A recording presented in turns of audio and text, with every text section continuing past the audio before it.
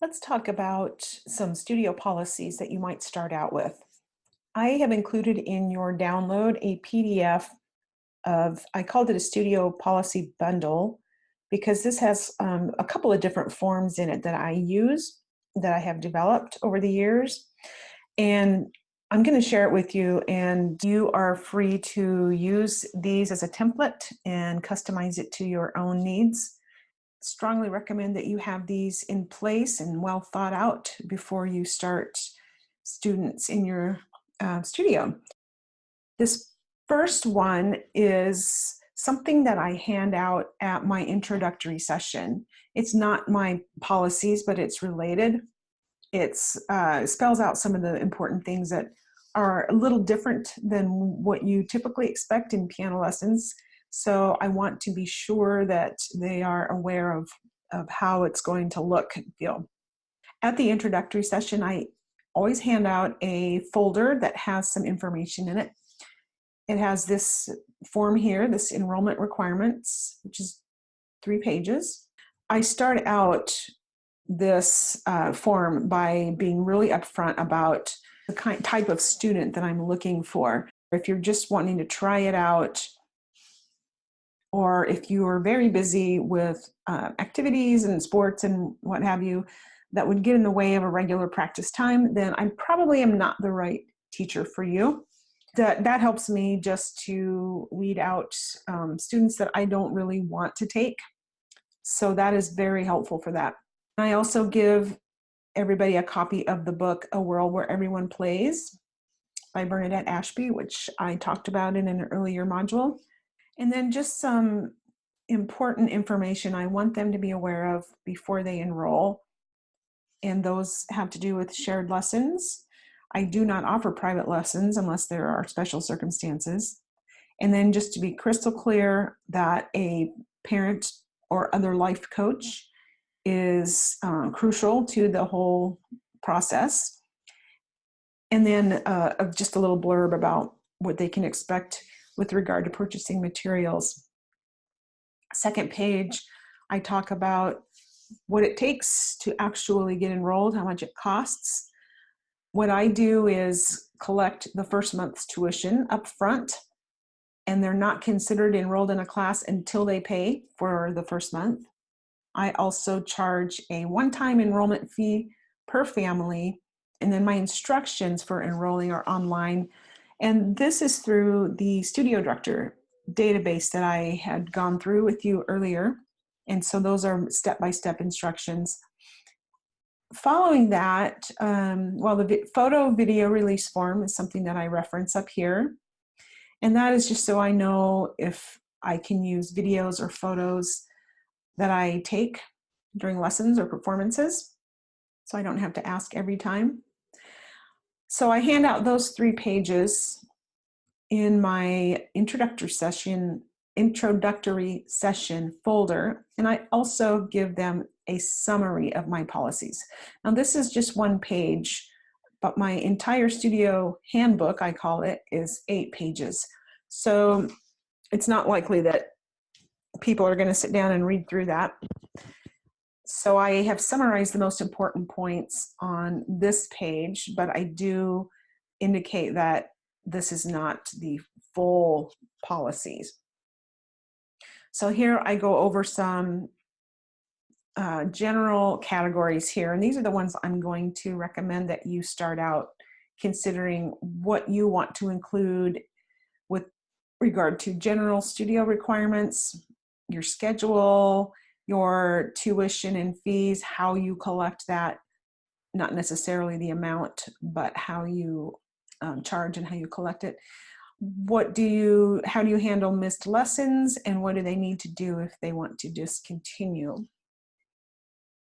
So those are the main categories. And then I have my actual studio handbook, which goes over everything in detail.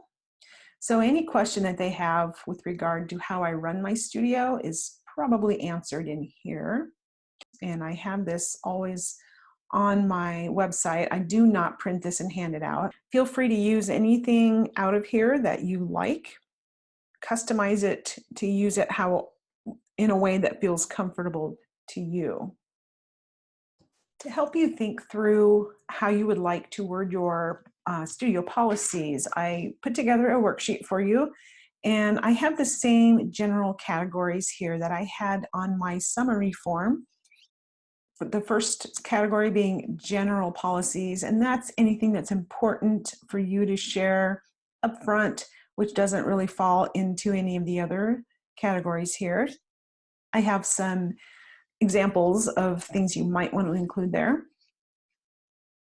Your schedule, and that's something that we had looked at in a previous module.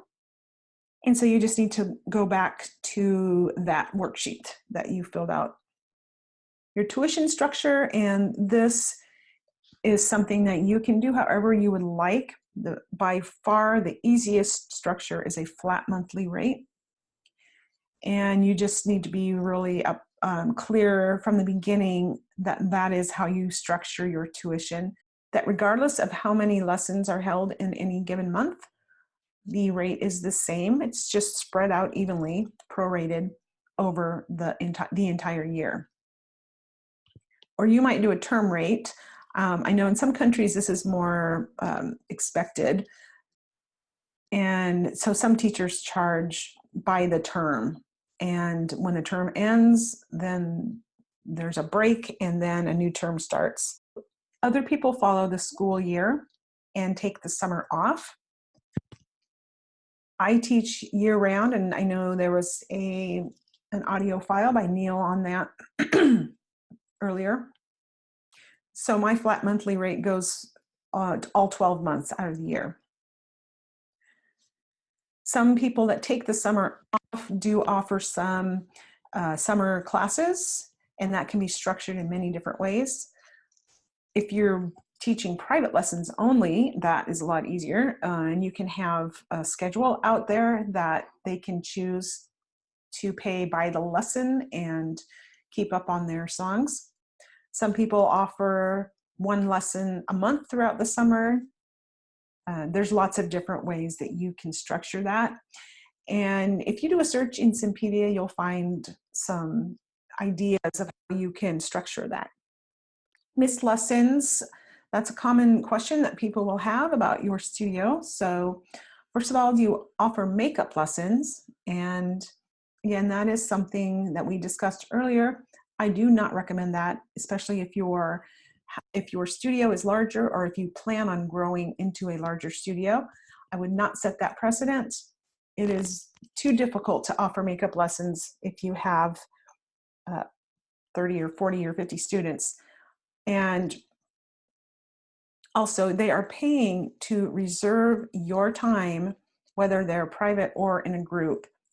And it just sets you up for all kinds of scheduling nightmares if you offer individual makeup lessons. And then if you're in an area where the weather sometimes gets in the way of traveling, then you'll want to consider that up front and have a policy in place for that. The way I do it is, I've done it different ways throughout the years, but my current policy is that if I decide to close the studio because of bad weather, then I offer a half credit for that day. So I prorate the monthly rate, and basically I take the monthly rate divided by 8. But I do not follow the school closing. I just, I decide that on my own. And then what is the procedure if they want to discontinue lessons? And then any other type of policy that you would like to have included.